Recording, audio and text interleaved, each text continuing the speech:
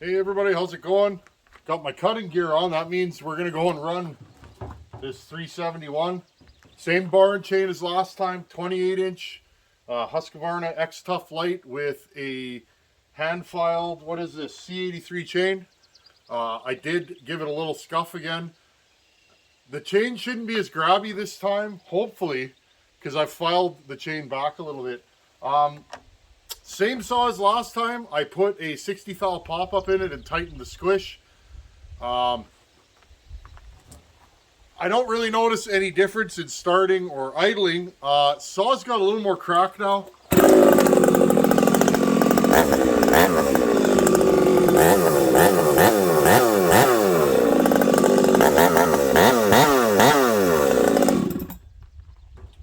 That's loud, friends. Anyhow, there's a couple of dead ash trees in the back 40. We got to get to them, which means we got to put the wood weasel in four-wheel drive, and I'm going to attempt to back in there. I haven't been in the back there in several years, so this could get interesting. Maybe we'll get stuck and have to fire up Old Gale. Old Gale is awesome because if you get something stuck, I've had a 3/4 ton van loaded with like 3,000 pounds of sheet metal stuck in the ditch. Wrap the chain around the front end, put it in neutral, and I've pulled it out of the ditch with Gale, believe it or not. So I get pretty brave when I'm in my own yard. Anyhow, friends, let's get everything loaded up and let's just put some more runtime on this particular top end. I did 2 quick heat cycles. I'm not particularly worried. And let's see, same build. 98 on the exhaust, 123 on the transfers. Intake timing is about 160, 161. So same as before, 10 grams lighter or heavier on the piston. We have 6 thousandths less squish and a 60 thou pop-up. So this thing definitely has more ka-thump now. Anyhow, let's see if I can get back in there and let's cut these trees down.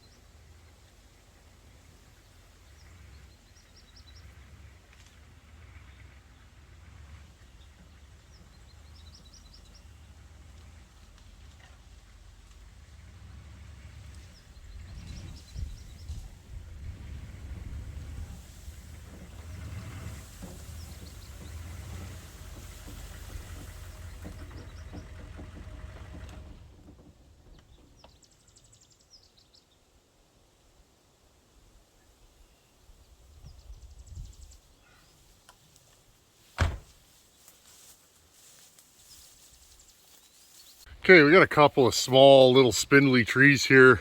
This one's pretty much dead, a little bit alive in the middle. This one's dead. Got some other stuff to cut. This is way off in the back corner of the property, friends. And then this one, not the biggest tree. I think the wind's with me today. The wind's going this way. So again, to you newer cutters out there, I'm not a professional, just a lowly saw builder, but assess your lean. Stand under the tree and look at the crown of the tree, and that's where your weight is. Now this tree is leaning that way. I want to follow it that way. Maybe another back cut first situation. I'll show you guys that monster that's back here. And also, friends, check this out.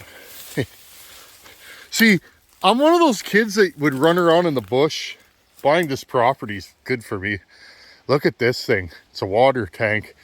That's a steam tank. I'll bet you money off of an old steam tractor. You can see where the pipe came out of it. I've been saying for 10 years, I'm not even going to say it again, but I'd like to pull this thing out of here. This would be cool in the front yard with our names on it. Anyways, walking through here, you guys can see this is a little bit scary walking through here. You got to watch your eyes for. You guys can see this is a game trail. Lots of coyotes in the property this year, and just try and keep them away from the house is about all you can do. Anyways, friends, check all this out. You guys can see it's just a mess in here.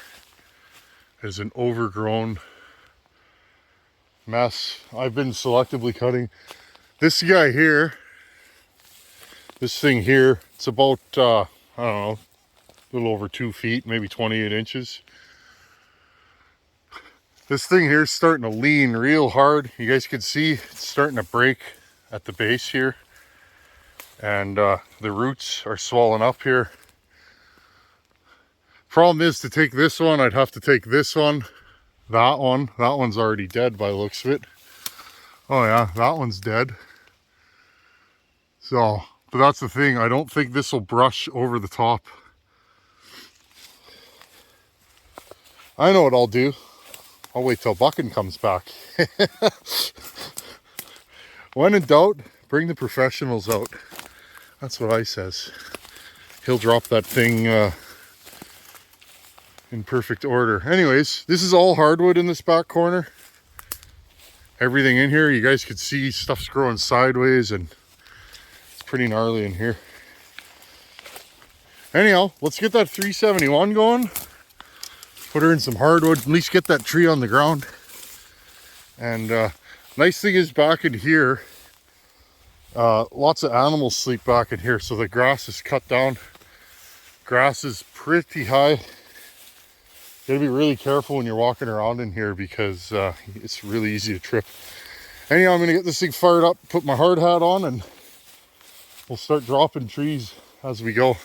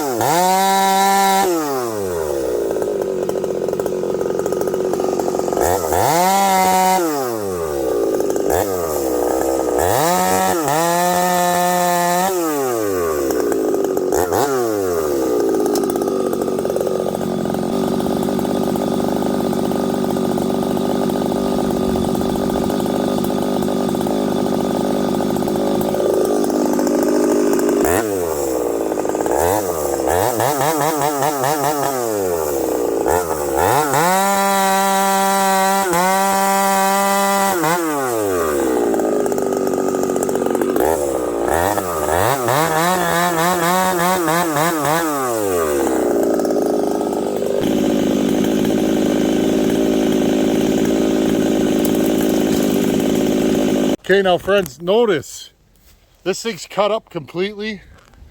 It is snagged there. I am going to stay away from the front of this tree. I'm now going to cut up this back one, staying away from it. This tree will now pull over that tree. That's the idea anyways.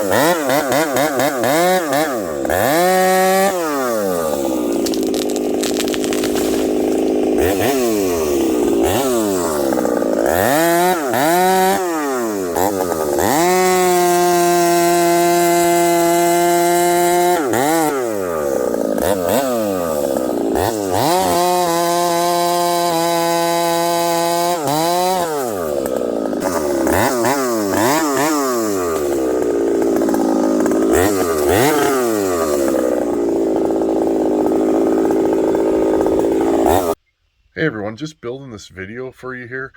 I really like how this saw runs. It's strong now, way stronger than before.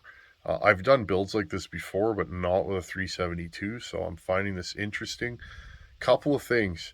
Did you guys notice the last back bar where I was back barring that stump? Could you hear the saw breaking up? A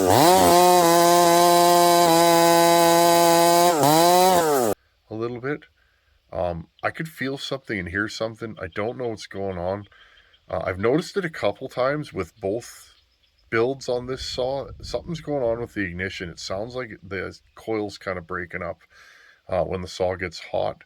So I think we might have to put a new coil on this just to see if it runs different. Secondly, notice in the next clip I do 2 quick bucks. Saw's running beautiful, sharp chain. Then I do an underbuck. The saw goes randomly lean and will not return back to idle. I don't know what the deal is. Maybe there's something going on with this carburetor. You guys heard it in the last set of videos, and a few of you mentioned I'm a little lean on the low jet. This time it just did it randomly. So, and then it settled down and went right back to business as usual. So anyhow, I just thought I'd mention that. Maybe I'll pop the carb off and see if there's dirt in there. This carb is really filthy. So maybe there's still some dirt lodged in there somewhere. Anyhow, take a listen to this. Saw runs great, and then it doesn't.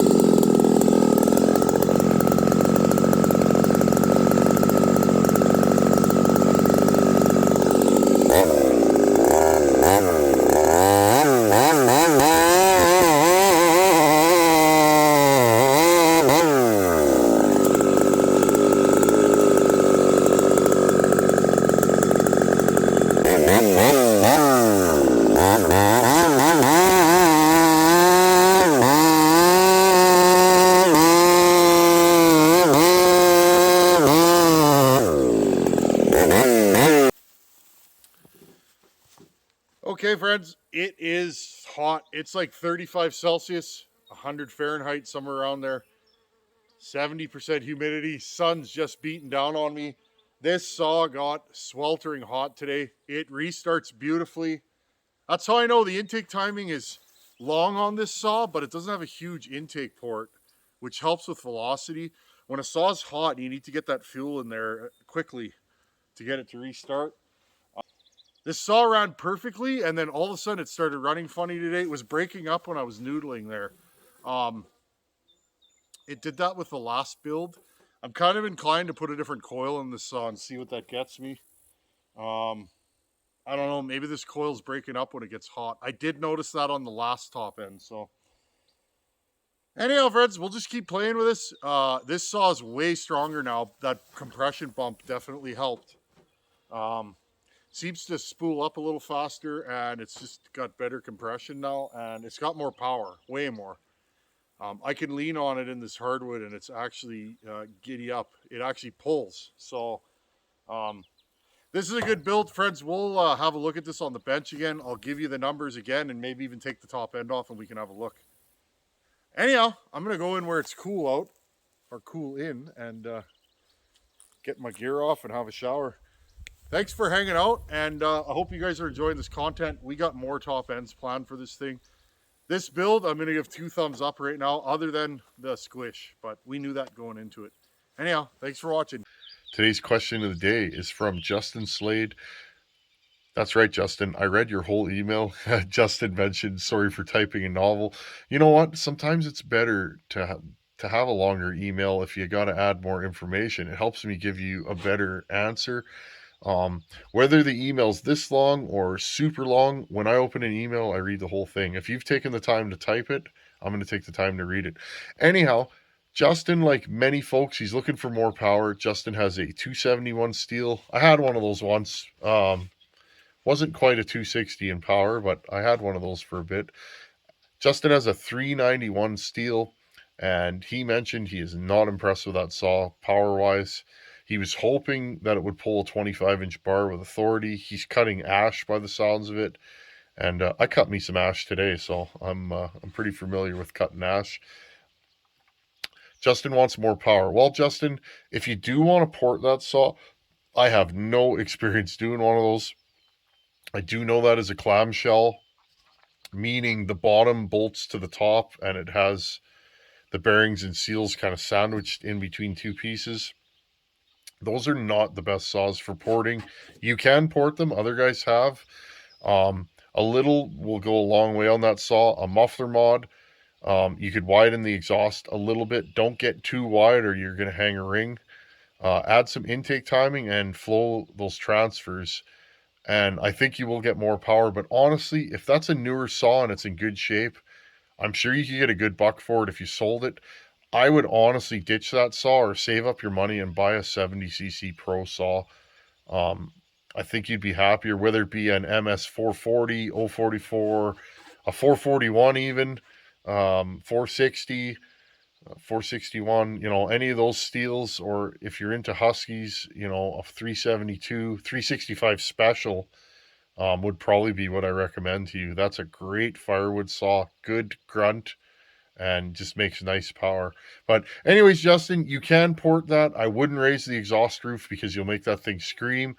I would widen the exhaust a bit, add some intake timing. I don't know where those time, maybe 2 degrees, 2 degrees off the bottom, which would be 4 degrees total opening, and hog out the transfers just a little bit and see where you go from there.